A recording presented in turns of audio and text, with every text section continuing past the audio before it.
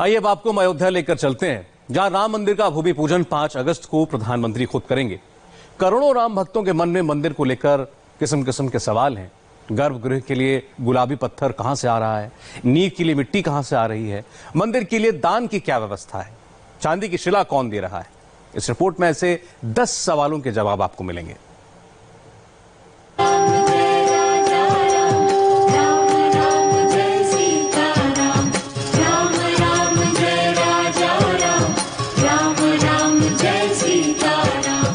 दशरथ नंदन की नगरी में शुभ घड़ी आई है।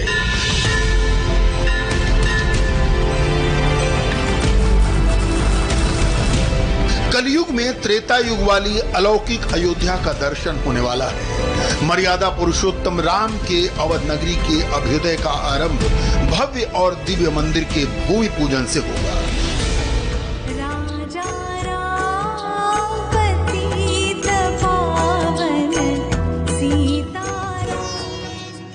खुद प्रधानमंत्री मंदिर का पहला पत्थर रखने आएंगे। भूमि पूजन के लिए चांदी की शिला भी तैयार है। मंदिर का नया नक्शा भी करोड़ों राम भक्तों के मन मंदिर में बस चुका है। यूं तो पूरे राम मंदिर की छटा निराली होगी, लेकिन मंदिर का गर्भगृह अद्भुत और अलौकिक बनने जा रहा है, जहां रामलला विराजमान होने वाले हैं।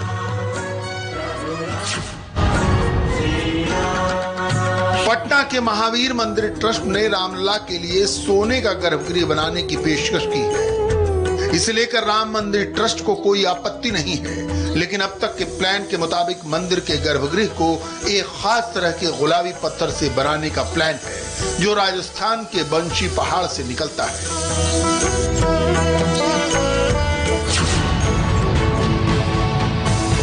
बंशी पहाड़ के जिस स्पेशल स्टोन से राम मंदिर के गर्भगृह का निर्माण होना है, वो करीब 1500 किलोमीटर की यात्रा कर अयोध्या पहुंचते हैं।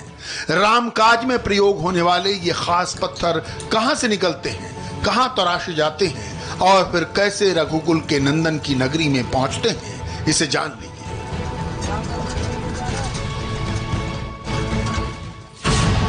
इन खास पत्थरों को राजस्थान में बंशी पहाड़पुर की खदान से निकाला जाता है, जो भरतपुर से करीब 100 किलोमीटर दूर है। बंशी पहाड़पुर का इलाका राजस्थान के करौली जिले के बयाना में पड़ता है। यहाँ से अब तक हजारों टन पत्थर अयोध्या भेजे जा चुके हैं और अब एक बार फिर स्पेशल स्टोन की डिलीवरी तेज हो गई है। बंशी पहाड़पुर के पिंक पत्थरों की खासियत ये है कि ये पत्थर बहुत मुलायम होते हैं। इन पर नक्काशी बहुत आसानी और सफाई से होती है। सबसे बड़ी बात यह है कि पत्थर गर्मी में भी ठंडे रहते हैं। ये पत्थर आने वाले 1000 साल तक ऐसे ही चमकते रहेंगे। अभी कल्पना हमारी है कि हम जो गुलाबी पत्थर है उससे मंदिर बनेगा, अभी उसकी बात हो रही है।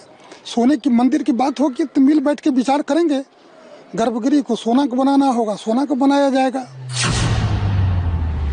बंशी पहाड़पुर की खदान से निकले पत्थर सिरोही जिले के पिंडवाड़ा लाए जाते हैं, जहां निर्धारित किए गए शेप और साइज में पत्थरों को तराशा जाता है। यहां जिन पत्थरों को तराशा जा रहा है वो मंदिर की छत में इस्तेमाल होने वाले हैं।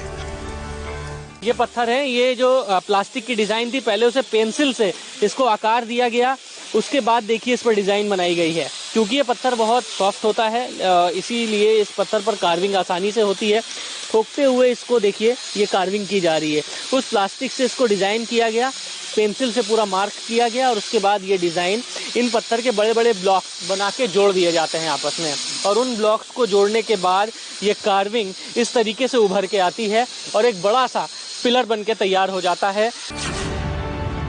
अब तक मंदिर की 2 मंजिलों के निर्माण के लिए पत्थर तैयार हैं। छत और नए बढ़े हुए हिस्सों के लिए पत्थर तराशे जा रहे हैं। पिंडवाड़ा में पत्थरों को सिर्फ तराशा जाता है। उन पत्थरों पर बारीक नक्काशी का काम अयोध्या की कार्यशाला में होता है।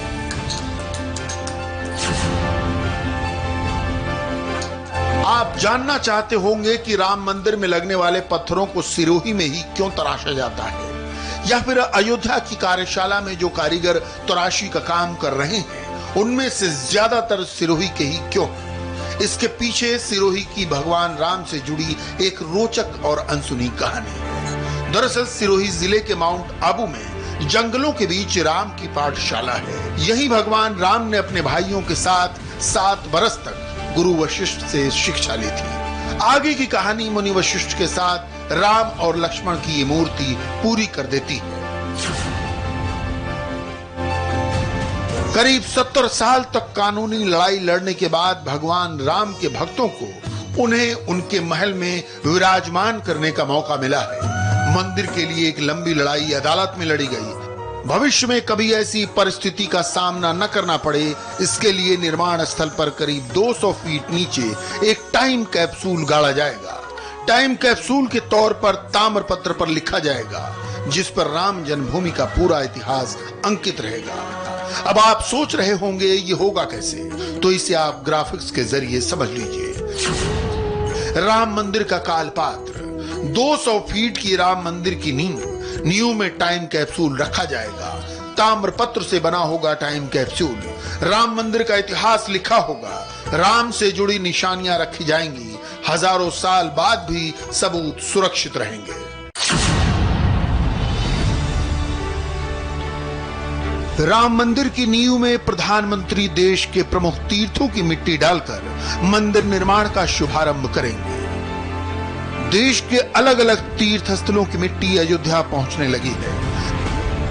देश की सभी नदियों के पावन जल से मंदिर की नींव का अभिषेक होगा। महाकाल की उज्जैन नगरी की चरण रज अयोध्या के लिए भेजी गई है। काशी, कांची और मथुरा समेत सभी मुख्य पवित्र तीर्थ स्थानों की मिट्टी अयोध्या पहुंच रही है।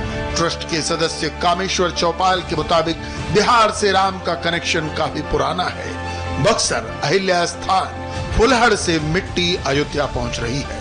यहाँ बिहार के अंदर वो अहिल्या स्थान गए थे, वहाँ से मिट्टी लेंगे। वो फुलबारी फुलहर है, जहाँ राजा के जनक का फुलबारी था, इसमें प्रथम माँ सीता से उनका दर्शन हुआ था, वहाँ से मिट्टी लेंगे। उसी तरह से जो सिद्ध स्थल है, हमारे यहाँ गुरु गोविंद जी का जन्म स्थान है, तो उनके यहाँ से भी मिट्टी ली है हम लोग। फिर उसी प्रकार से भगवान बुद्ध का, भगवान महावीर का, तो ऐसे जो तीर्थ क्षेत्र है, उन सिद्ध क्षेत्र है, उन सब से मिट्टी लेंगे हम। राम मंदिर की नींव का प्लेटफॉर्म पूरी तरह तैयार होने में करीब 3 महीने का वक्त लगने वाला है। जैसे ही मंदिर की नींव का प्लेटफॉर्म तैयार हो जाएगा, शिलाओं का इस्तेमाल शुरू हो जाएगा। मंदिर की नींव में श्री राम के ननिहाल यानी कौशल प्रदेश की मिट्टी भी पड़ने वाली है। ये हैं छत्तीसगढ़ के मोहम्मद फैज खान, जो गले में भगवा साफा डालकर पैदल अयोध्या की ओर कूच कर चुके हैं। फैज राम मंदिर के शिलान्यास का हिस्सा बनना चाहते हैं। वो अपने साथ भगवान राम के ननिहाल की मिट्टी लेकर अयोध्या पहुंच रहे हैं। फैज करीब 796 किलोमीटर पैदल चलकर अयोध्या पहुंचेंगे। मोहम्मद फैज खान वो भक्त हैं और कथावाचक भी। उनके अयोध्या पहुंचने का विरोध भी हो रहा है। राम मंदिर का निर्माण सरकारी धन से नहीं होने जा रहा। लाखों करोड़ों राम भक्तों के मन का मंदिर उन्हीं लोगों के चंदे से बनने वाला है। देश के 4 लाख गांवों के 10 करोड़ हिंदू परिवारों से मंदिर निर्माण के लिए चंदा जुटाया जाएगा। राम मंदिर निर्माण के लिए मुरारी बापू ने 5 करोड़ रुपए के दान की घोषणा की है। बापू ने यह ऐलान अपने आश्रम में चल रही ऑनलाइन कथा के दौरान किया। त्रिकुटधाम तलगाजड़ा के तुलसी पत्र के रूप में ठाकुर जी के चरणों में 5 लाख, लेकिन कुल मिलाकर मेरे सभी श्रोता परिवारों के घरों से जो आए, कुल मिलाकर के ये पिठोरिया हमारा विशुद्ध मनोरथ पूरा करेगा। 5 करोड़ रुपया भेजेंगे। राम मंदिर ट्रस्ट के अध्यक्ष महंत नृत्य गोपाल दास ने मंदिर में भूमि पूजन के लिए 40 किलो चांदी की शिला बनवाई है, जिसके बाद से ट्रस्ट की चांदी की शिलाओं का दान ज्यादा तादाद में मिल रहा है। ऐसे में ट्रस्ट के महामंत्री चंपत राय ने मंदिर निर्माण में दान देने वाले दाताओं से अपील की है, चांदी की शिला की जगह रुपए दान करें, क्योंकि मंदिर निर्माण में करोड़ों रुपयों की आवश्यकता है। चूंकि ट्रस्ट का जिस बैंक में खाता है वहां बड़े लॉकर की व्यवस्था नहीं है, वहां ट्रस्ट के पास सोने या चांदी की क्वांटिटी मापने का भी इंतजाम नहीं है। ऐसे में ट्रस्ट ने राम भक्तों से अपील की है वो सोने चांदी की जगह उसकी कीमत के बराबर पैसा ट्रस्ट के बैंक अकाउंट में दान करें। अयोध्या में राम मंदिर के निर्माण के साथ साथ बहुत कुछ बदलने वाला है। योगी सरकार अयोध्या को वर्ल्ड क्लास धार्मिक स्थल बनाना चाहती है। जैसे मुसलमानों का मक्का है, ईसाइयों का वेटिकन है, वैसे ही हिंदुओं के लिए अयोध्या का विकास किया जाएगा, जिसके लिए योगी सरकार ने 2000 करोड़ का बजट तैयार किया है। 640 करोड़ एयरपोर्ट बनाने में खर्च होंगे। 140 करोड़ की लागत से अयोध्या में रेलवे स्टेशन का विकास होने वाला है। अयोध्या में 351 करोड़ रुपए के अलग अलग प्रोजेक्ट पर काम चल रहा है। इसमें भजन संध्या परिसर, राम कथा पार्क, राम कथा गैलरी, पंचकोशी परिक्रमा मार्ग का सौंदर्यीकरण और राम की पैड़ी के विकास जैसे प्रोजेक्ट पर काम चल रहा है। प्रधानमंत्री नरेंद्र मोदी 5 अगस्त को भूमि पूजन के साथ करीब 161 करोड़ की योजनाओं का लोकार्पण करेंगे और 326 करोड़ की योजनाओं का शिलान्यास होगा। यानी भव्य और दिव्य राम मंदिर का भूमि पूजन तो सिर्फ पहली झांकी है।